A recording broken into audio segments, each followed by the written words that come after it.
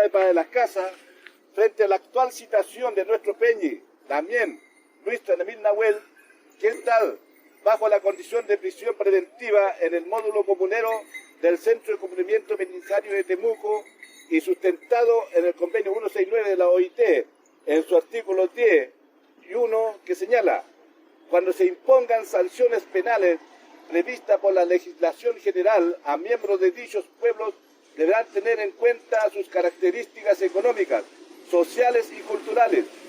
Hemos convenido los siguientes asuntos relativos a los derechos y libertades fundamentales en el contexto de la prisión preventiva que afecta a nuestros integrantes de la comunidad. Los siguientes requerimientos. 1.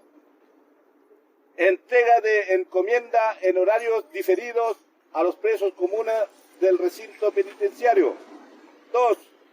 Extensión de los horarios de visita a 6 horas por día y 2 días por semana. 3.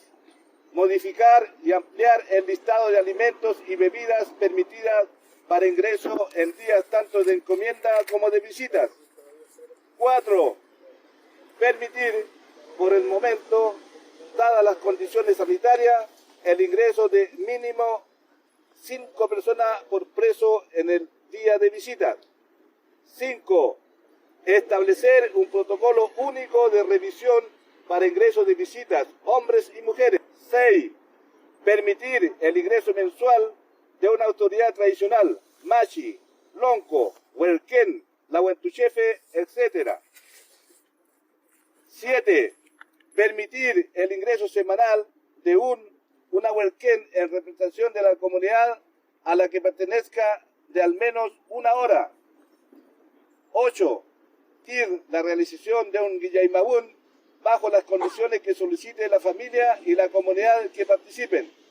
9. Atención de salud dental.